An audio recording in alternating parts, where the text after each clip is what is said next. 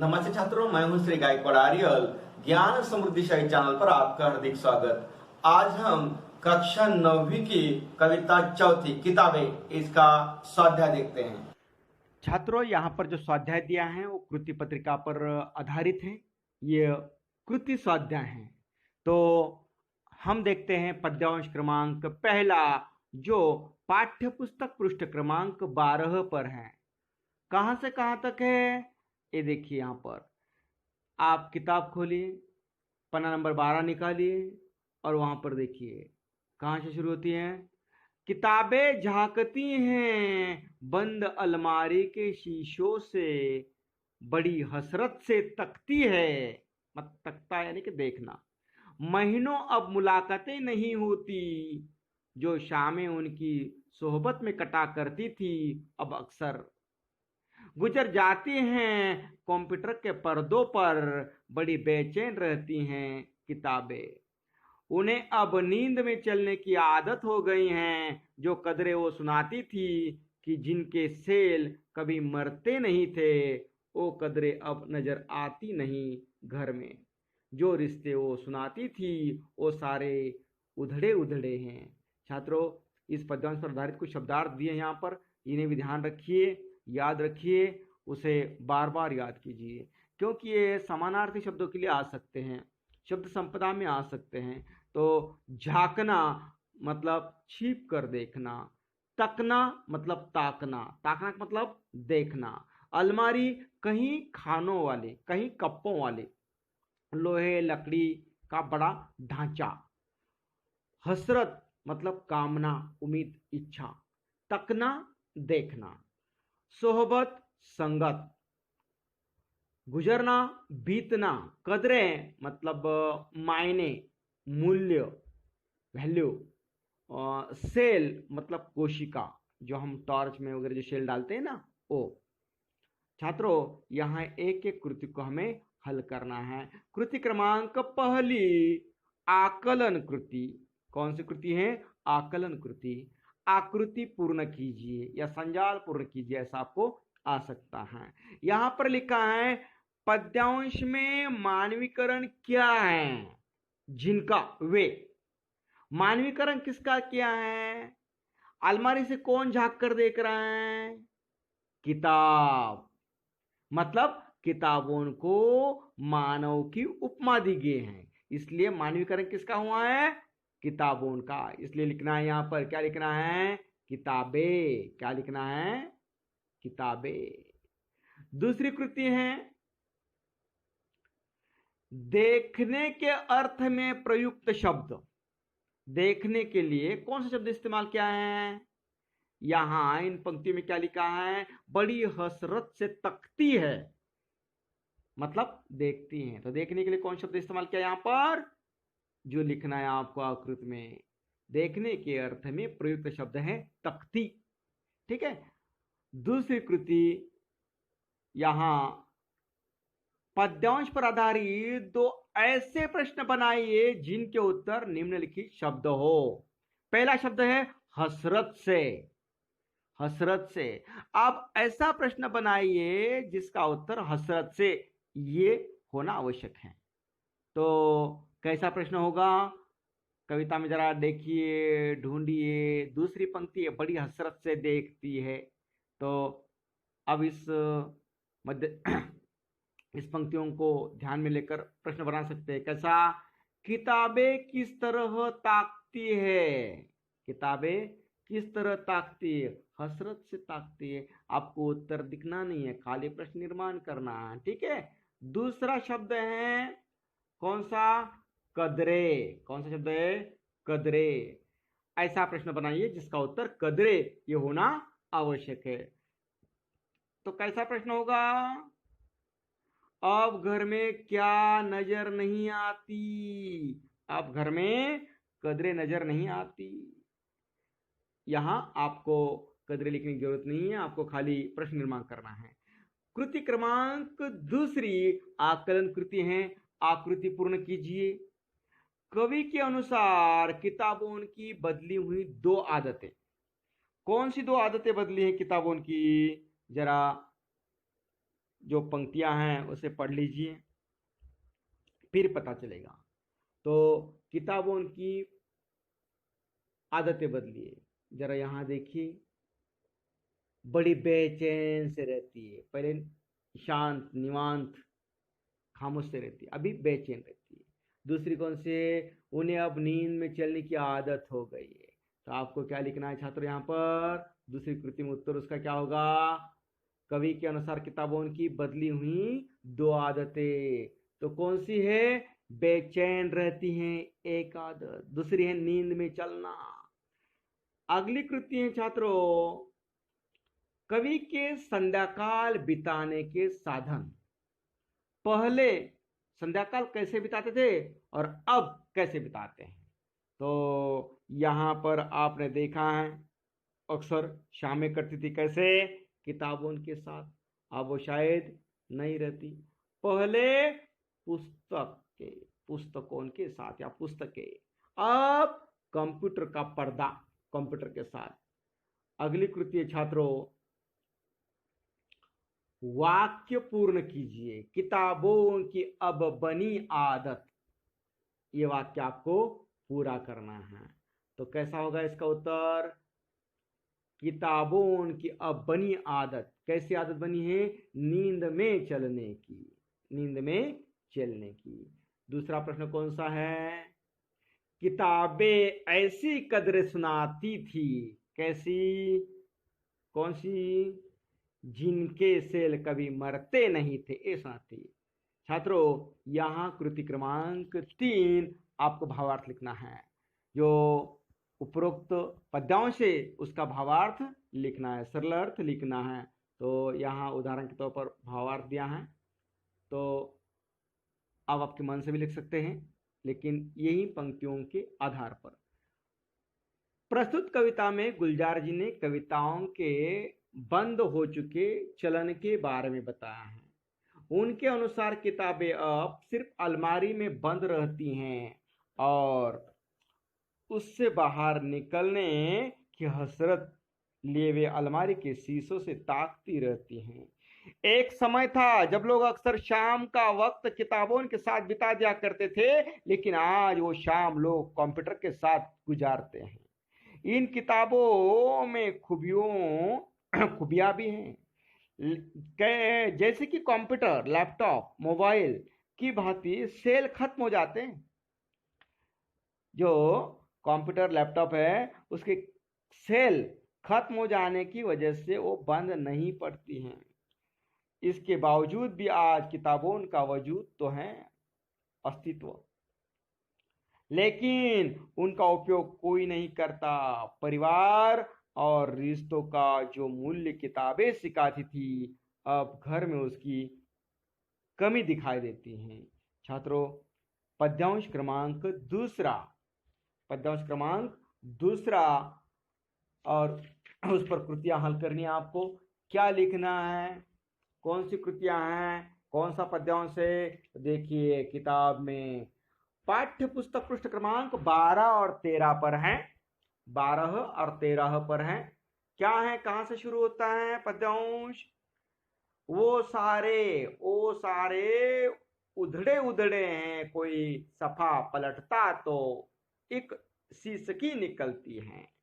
कहीं लफ्जों के मानी गिर पड़े हैं, बिना पत्तों के सूखे टुंड लगते हैं वो सब अल्फाज, जिन पर अब कोई मानी नहीं उगते।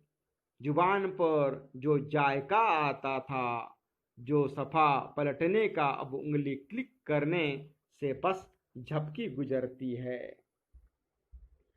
बहुत कुछ तह बतह खुलता चला जाता है पर्दे पर, किताबों से जो जाति राबता था, जाति यानी कि निजी, खासगी, वैयक्तिक, कट गया है। छात्रों इस परिचित पर आधारित कुछ यहाँ पर शब्दार्थ दिए। उधड़ना मतलब सिलाई टूटना, सफा मतलब पढ़ना, शीश की धीरे धीरे रोने का शब्द, लफ्ज शब्द, टुंड ठुंड, मानी मतलब अर्थ, जुबा जिभ, जायका स्वाद, तह बतह परत दर परत, पर्दा, कंप्यूटर का पर्दा, मॉनिटर, कंप्यूटर का मॉनिटर। जाति मतलब निजी, राब्ता संपर्क। आपको यहाँ छात्रों एक एक कृतियों को हल करना है। तो पहली कृति कौन सी है? निम्नलिखित पद्यांश पढ़कर सूचनाओं के अनुसार कृतियां कीजिए। पहली कृति है आकलन कृति, आकृति पूर्ण कीजिए। कवि की सिसकी निकलने के दो कारण। क्यों निकलती है सिसकी? जरा उत्तर ढूंढिए तो क्या मिलता है उत्तर? हाँ, लफ्जों के मानी गिरने और अल्फाज टुंड लगने से कवि की सिसकी निकलती है। दूसरा प्रश्न वो है पुस्तकों के पृष्ठ पलटने में अंतर। पुराने जमाने में कैसे पलटते थे पुस्तकों के पन्ने और अब के जमाने में कंप्यूटर पर कैसे पलटते हैं? तो यहाँ पुराने जमाने में कैसे पलटते थे? तब जीभ पर जायका आना, हम उंगली को जुबान से स्पर्श करते थे, थूकी लगाते थे और पलटते, उसका स्वाद एक अलग सा आता था। जायका मतलब एक स्वाद। और अब उंगली से क्लिक करते हैं, कंप्यूटर पर खाली क्लिक कर दिया, पन्ना पलटता है। तीसरी कृति है शब्दों की तुलना, शब्दों की तुलना। अभी शब्दों की तुलना टिम्ब टिम्ब टिम्ब टिम्ब से मतलब रिक्त स्थान से, तो क्या टुंड मतलब टुंड से मतलब टुंड का मतलब ठुंड से। आकलन कृति इसी पद्यांश पर दूसरी है। कवि का घनिष्ठ रिश्ता था जिनसे वे, किनके साथ घनिष्ठ रिश्ता था कवि का? देखिए ढूंढिए, पुस्तकों के साथ, मतलब जिनके साथ घनिष्ठ रिश्ता था वो थे पुस्तकें। दूसरी कृति है झपकी गुजरना, यानी क्या? झपकी गुजरने का मतलब क्या है वो लिखना है। तो झपकी गुजरने का मतलब क्या होगा? पलक झपकना। क्या? पलक झपकना। अभी आकलन कृति दूसरी में प्रश्न क्रमांक दूसरा, पद्यांश पर आधारित दो प्रश्न ऐसे बनाइए जिनके उत्तर पर्दे पर और जाति ऐसे शब्द आने चाहिए। पहला शब्द पर्दे पर, ऐसा प्रश्न बनाइए जिसका उत्तर पर्दे पर यह होना चाहिए। दूसरा ऐसा प्रश्न बनाइए जिसका शब्द जातीय जो है ये उत्तर होना चाहिए। जाति का मतलब इस कविता के अनुसार क्या है? निजी, वैयक्तिक, खासगी ऐसा होता है। तो ठीक है, कैसा प्रश्न बनेगा? यहां तह बतह सब कुछ कहां खुलता जाता है, अर्थात पर्दे पर। लेकिन आपको पर्दे पर लिखना नहीं है, खाली यह प्रश्न निर्माण करना है, तह बतह सब कुछ कहां खुलता जाता है। दूसरा प्रश्न है कवि का किताबों से कैसा रिश्ता था?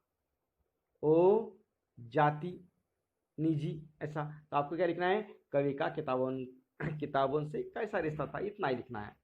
छात्रों कृति क्रमांक तीसरी भावार्थ सरल अर्थ उपयुक्त पद्यांश का भावार्थ लिखिए। यहाँ उदाहरण के तौर पर आपको उत्तर दिया है। कहां से कहां तक है पद्यांश? वो सारे उधड़े उधड़े यहाँ से लेकर कट गया है यहाँ तक। तो लिखते हैं आज जब कभी किताबों के पन्ने पलटते जाते हैं तो उनकी सिसकियां साफ सुनाई देती है। उनमें समाहित ज्ञान का भंडार आज ठुंठ वृक्ष की भांति हो गया, जिसके वृक्ष के पन्ने गिर जाते हैं ना, उस तरह से, जिसका कोई उपयोग नहीं है। एक समय था जब किताबों के पन्ने पलटते वक्त पाठक अपनी उंगलियों को मुंह में रखते थे। उस वक्त किताब के ज्ञान के साथ ही उसमें समाहित ज्ञान के जायके का भी स्वाद उन्हें मिलता था। आज किताबों से नाता टूट चुका है और लोगों की उंगलियां कंप्यूटर पर क्लिक करने लगी हैं।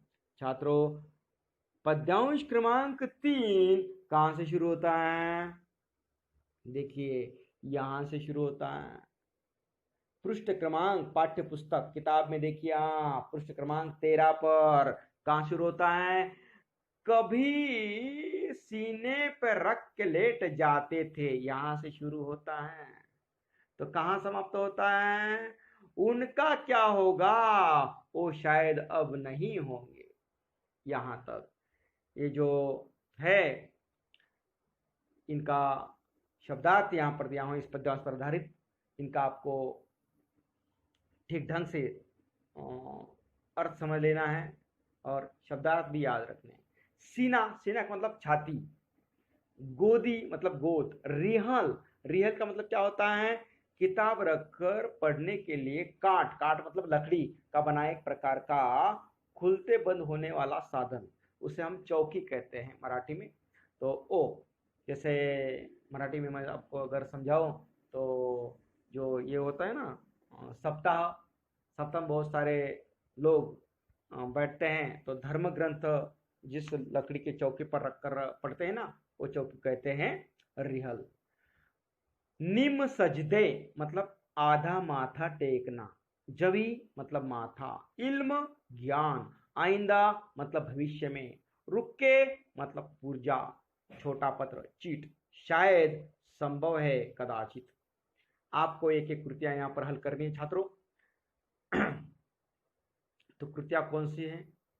देखिए, कभी किताबें यहां रखते थे, कहां कहां रखते थे? जरा कविताओं की पंक्तियों को ढूंढिए, वहां लिखा हुआ है। कहां कहां? कभी सीने पर रख के लेट जाते थे, कभी गोदी में लेते थे, कभी घुटनों को अपने रिहल की सूरत बनाकर निमे सजदे में पढ़ा करते थे, छूते थे जबीन से वो सारा इल्म तो मिलता रहेगा आइंदा भी, मगर वो जो किताबों में मिला करते थे, सूखे फूल और महके हुए रुखे, किताबें गिरने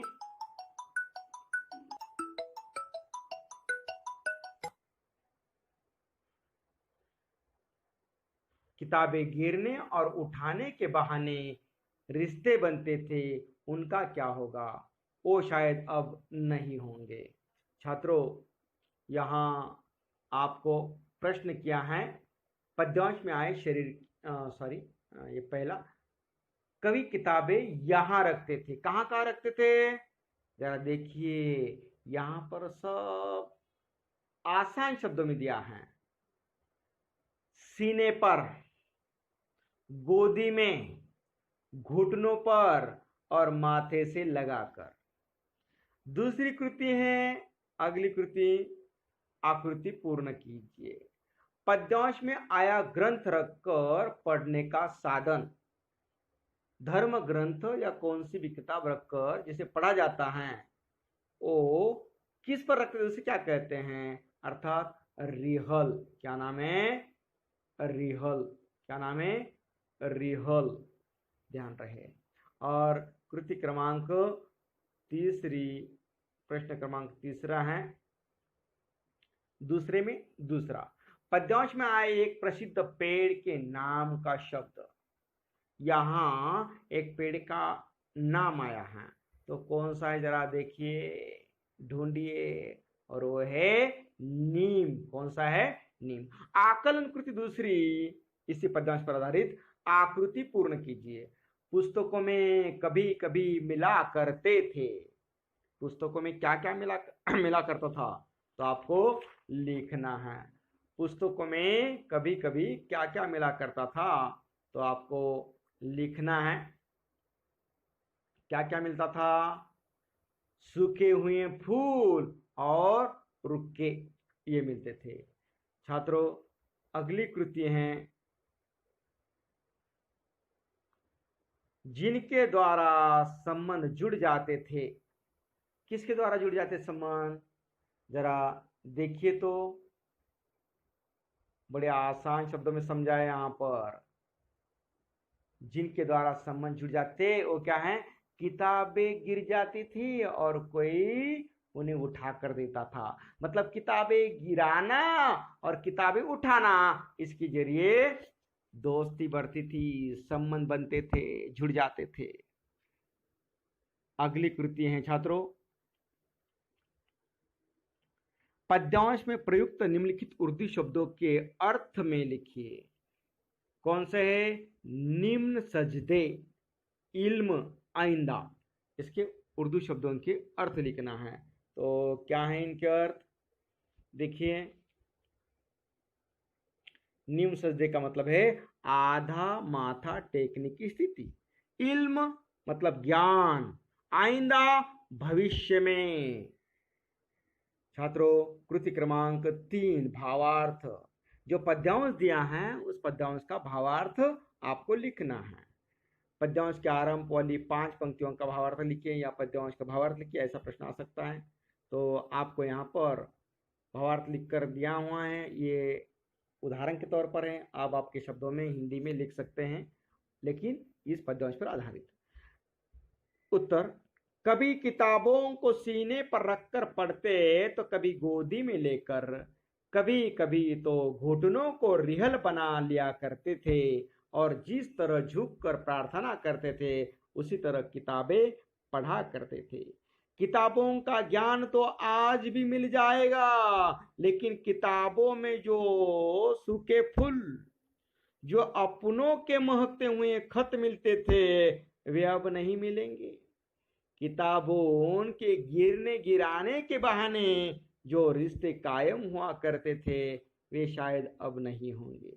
छात्रों, यहाँ पर जो स्वाध्याय क्रमांक किताबें चौथा जो हमारा है, किताबें इस कविता पर आधारित, वो समाप्त होता है। छात्रों, इस वीडियो को आप बार बार देखें, इस स्वाध्याय को सही ढंग से समझने का प्रयास करें और अपने दोस्तों को शेयर करें। इस वीडियो को लाइक करें। और हाँ, अगर आप पहली बार मेरी इस वीडियो को देख रहे हो तो आप मेरे YouTube चैनल ज्ञान समृद्धि दिशा को सब्सक्राइब अवश्य करें, क्योंकि ताकि आने वाले समय में उपयोजित लेखन के मतलब कहानी लेखन, निबंध लेखन, पत्र लेखन, आकलन लेखन और प्रसंग लेखन जो हैं, इसके जो वीडियो हैं आपको आसानी से मिल सके। धन्यवाद।